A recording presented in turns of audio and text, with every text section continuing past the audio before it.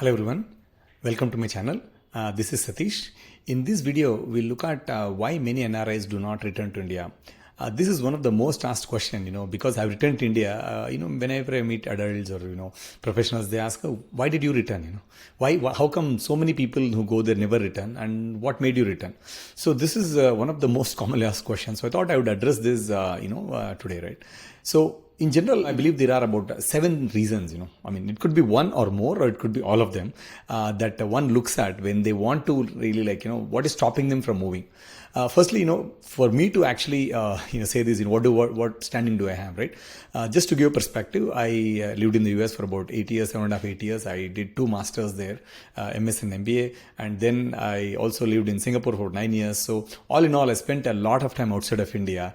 And I kind of was in that phase of, not moving, all these back and forths, right? So that's why, I think I can empathize with everybody who are stuck there, and also empathize with people who are already here, not able to, understand why people are not moving, right? See, the first and the most important thing, there are 7 factors as I right? So the first one is career and money, right? So many people, are basically look at career as very, very, very important for them, and the money they make.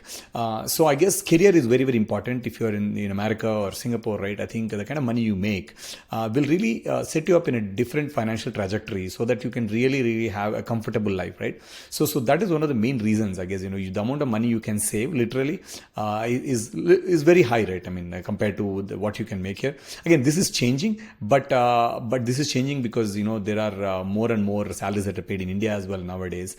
So that's why it's not entirely true. You can still make a lot of money in India also if you're in a good job. But one of the main reasons is career and money, the kind of money you make. So that's one reason many people do not return.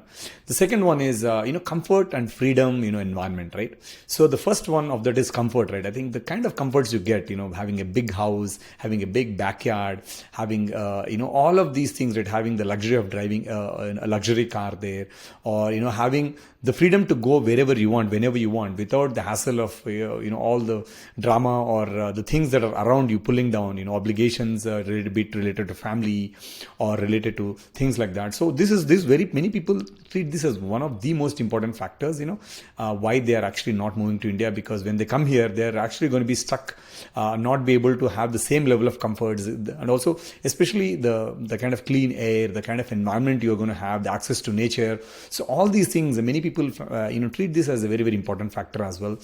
Comforts, freedom, clean air, pollution, all these things, when they add up, right? So they really, really add up, and that's one of the reasons they also, many people do not want to return, to India. So the other one is many people are stuck between the kids' education and their, their ability to move. So when you study there or when you start working there, you don't have money. So you start to make money. So once you have a certain amount of money, now you want to return. But now you are, in a situation where your kids are in some, I don't know, very good school, you call it grammar school, you call it like a private school, whatever you call it, right? You are in a very, very good school. And now parents do not want them to get out of that school, because if they study in that school, they say that I will get into Harvard, I will get into MIT or London School of Business, all of these, or Cambridge, Oxbridge, whatever, right? So that's one of the other things, parents say, I couldn't give this platform for my kids.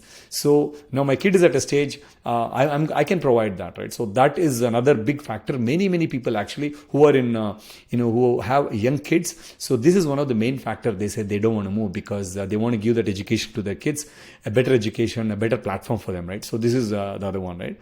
And the next one is around the kids not able to adjust. So sometimes what happens is kids are at an age where they say they're about 5th grade, 6th grade, and they say I don't want to go back. I have friends here. I've lived in this country. I've been grown and raised in this country. So I know this culture. So they don't want to move back. When they come here, they are not very happy, and they keep basically their parents can't really convince their kids, unfortunately. So this is another big reason as well. Sometimes they come, they try, and then they move back also, right? This also has happened many a times, right? So kids not able to adjust to the environment is another common thing as well, that many NRIs do not return to India, right? So the second one, the fifth one is spouse not able to move. I think sometimes what happens is when you're in a family, right? I think the husband or the spouse want to move back, but the spouse do not want to move back to India, right? The reason is there could be many reasons. If you're a married woman, right, and you have a little more freedom than what you would expect in the US, right? So you can do a lot more things. You don't have in-laws around you. It's the same thing for the guys as well, right?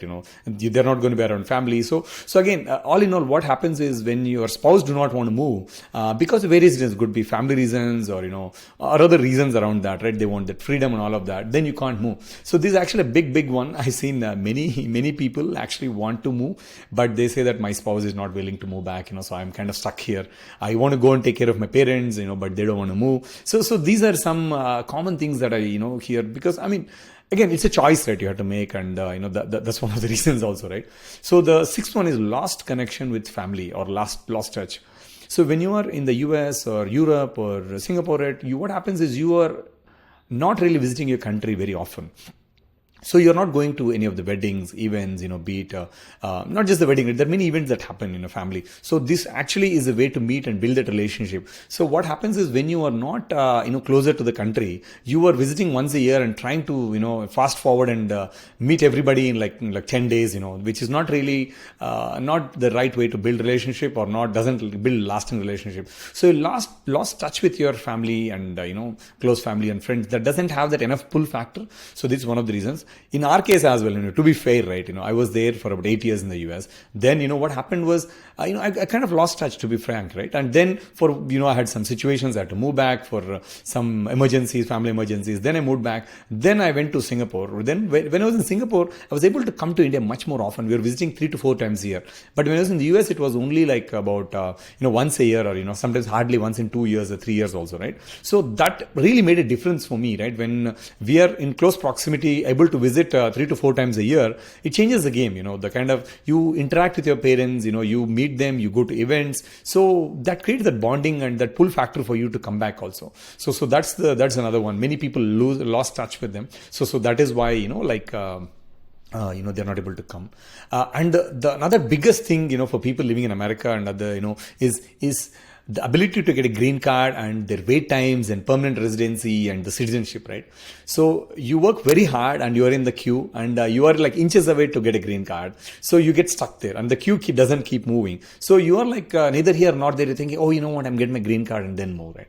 And then once you get a green card, then okay, another 5 more years, I'm going to get my citizenship. Then nobody can stop me. So it's a moving goalpost. Basically, when you go behind this visa and immigration thing, giving that, okay, I'm going to have all this freedom when I get my green card citizenship, right? So that is one of the things people keep chasing, and the goals are not fixed, right, in terms of their immigration. So that's why many people also get stuck with this notion that I'm going to move after this, and also visa issues, right? So that is another major factor. Many people do not move because I will move after I get this XYZ thing. And by the time they get that green card or whatever, right, then their kids are older and they don't want to move, and then you are like stuck between these things, and so overall, again, these are the factors, right? About 7 factors. So again, there is no right or wrong here, right? Because I've returned to India, I'm not saying that okay, this is the right thing, should move to India, right? So it's a choice you make, and I made a conscious choice to move back because this is what I liked, and not that people who did not move, or people who are there are, they don't, it's just that they're not, you can't judge any others, right? It's a choice that you make for yourself, and the choice I made for myself and for my family is this. You can watch the video, you can click the link, right? I talked about this, but fundamentally it comes down to the choices you make. But this is known overall about 7 key things that can influence somebody not moving and getting stuck in that loop and not able to make that conscious decision. So I'll put it on the screen so that you can see and then make a understand why many people are not able to move. Again, thank you for watching. Hopefully this gave you some insight on why some people are stuck and not able to move, and gives you an idea. If you would like to any other specific topics, please add your comments below. I'll try to make more videos on that. Stay tuned. See you in the next one. Thank you.